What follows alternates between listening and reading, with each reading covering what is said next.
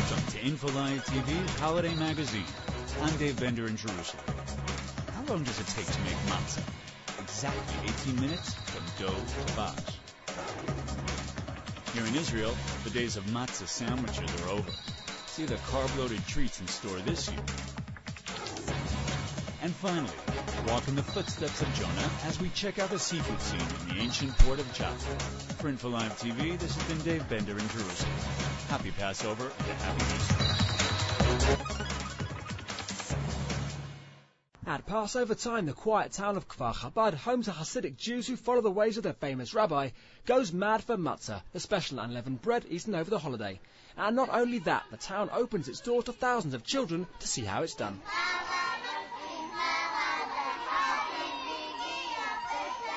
שמחה רבה, אביב הגיע פסח בא. שמחה רבה, אביב הגיע פסח בא. תפרו לי בגד עם כיסים. מילאו כיסי ואגוזים. Over 20,000 children have and will come here to Kfar Chabad for some good old informal education to learn about the traditions of the Passover holiday. To tell us more about the antics, meet Moni Ender, spokesman for the Chabad Youth Enterprise. כבר למעלה מ-40 שנה שיריד חוויות הפסח הזה פועל, אנחנו יכולים למצוא פה הרבה פעמים ילדים שמגיעים ביחד עם אמא שלהם, שפתאום נזכרת שוואי, גם כשאני הייתי בכיתה ב', המורה נחמה או שפרה או כל דבר אחר, הביאה אותנו לכפר חב"ד ויצרנו מצות.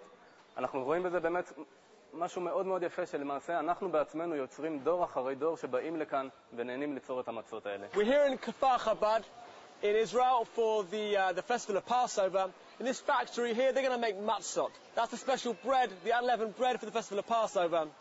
The Chabad community this year will be holding 2,500 Passover seders this year, and at those seders they're going to be consuming 30 tons of matzot all around the world. Let's go and find out how they're made. Let's go.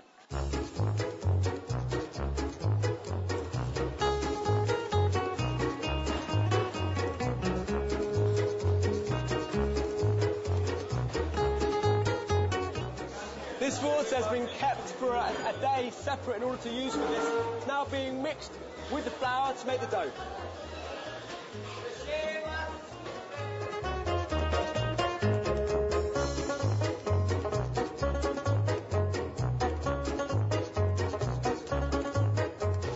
So now we've got our dough. The dough then comes here to be pressed here.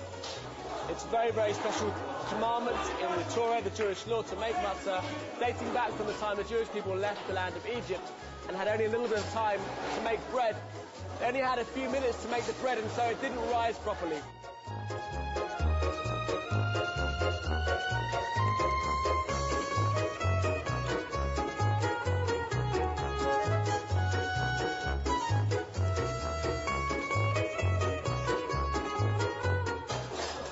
These guys here are separating the dough into small pieces.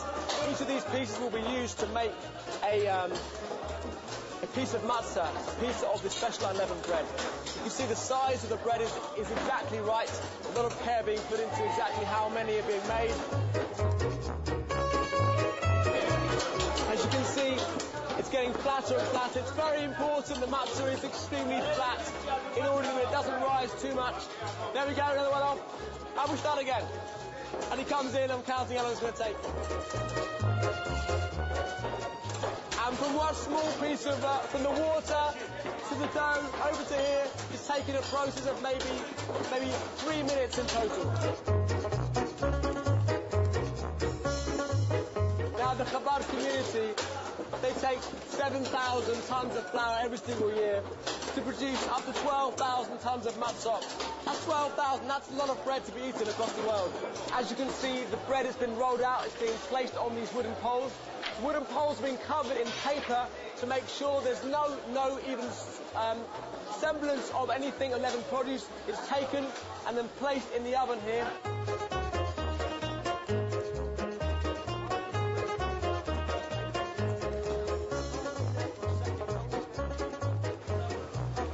Here we have finished matzah, unleavened bread, ready for the Passover Seder night.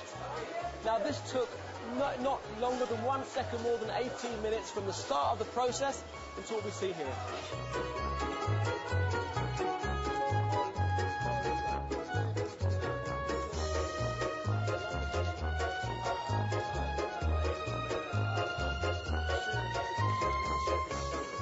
מ-30 טון של מצות, שעתידים להגיע ליותר מ-2,500 סדרי פסח של חב"ד ברחבי העולם, כמו שהזכרנו קודם. כל התהליך, כמו שהזכרנו גם כן, הוא חייב לקחת תוך 18 דקות, לכן האווירה היא קצת לחוצה ולא ידידותית כל כך לסביבה. כפרי אגודת חב"ד רואים כמטרה עליונה שכל יהודי, ואני מדגיש כל יהודי, ולא משנה איפה הוא נמצא, החל מבמזרח הרחוק, מרכז אפריקה, אפילו בדרום אמריקה, יהיה לו את האפשרות לחגוג סדר פסח מסורתי וכשר. השתנה הלילה הזה מכל הלילות, מכל הלילות. The Israelites who wandered in the desert dreamed of bread and ate matzah. For 1 week every year, we do the same to identify with our ancestors, and giving up bread for a week is getting easier by the year.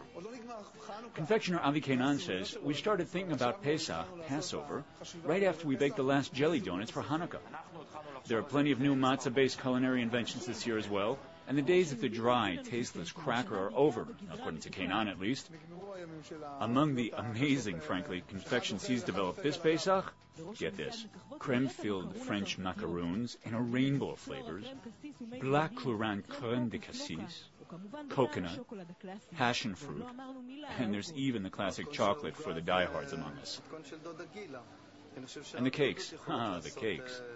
Now he says, quote, this is just like the cakes my aunt used to bake for Passover. Supermarket shelves are stocked with all manner of kosher for Passover carbohydrate goodies, from chocolate-filled breakfast cereal nuggets to noodles and soup nuts made of potato flour.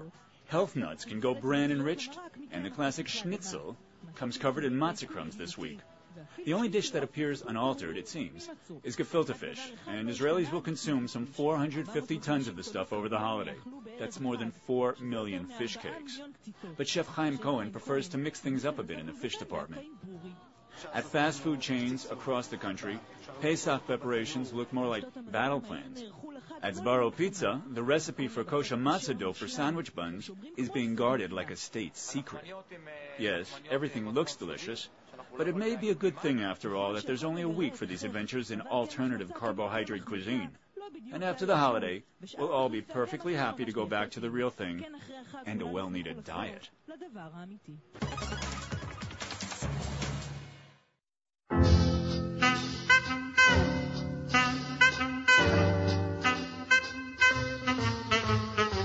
אם רק תבואי בת 5, אתן לך פרח.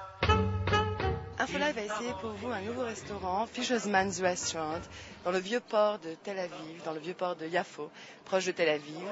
C'est un restaurant de poissons, avec une vue imprenable sur le port, les bateaux, le soleil brille et c'est merveilleux. Alors bon appétit. בשביל לפתוח מסעדת דגים צריך להיות דייג, פישרמן. אני לפני שהייתי במסעדה, עבדתי 20 שנה בדייג, ואחר כך פתחתי מסעדת דגים, היות ואני יודע מה זה דגים, אני יודע איך קוראים לדגים, מאבא שלהם, מאמא שלהם, איפה תופסים אותם, איך עושים אותם, אז יודעים את הכל. כשהדג טרי, הוא ההצלחה הכי טובה שיכולה להיות בדג, זאת אומרת. אם הדג לא טרי, זה הדבר הכי גרוע שיכול להיות. סלמון אין לנו בארץ, יש לנו פורל שהוא דומה לסלמון שהוא קטן, אבל יש לנו את הדג צ'יפור, הדיניס, שאנחנו מגדלים אותו בים, אבל הוא במלכודת, זאת אומרת, הוא גודל בתוך הים, אבל הוא במסגרת של שליטה.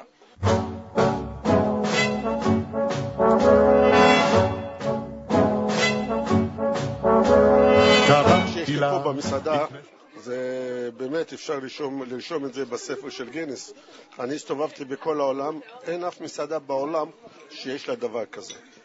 וכל הדברים האלו, מה שראית שם, זה כולם מכירים אותי ואני מכיר אותם. אז אני תפסתי אחד אחד, ואני פחלסתי אותם אחד אחד, ותפרתי אותם, ותליתי אותם, וצבעתי אותם, ואני יודע כל דג בין כמה הוא, אבל זה עסק שלוקח 30 שנה.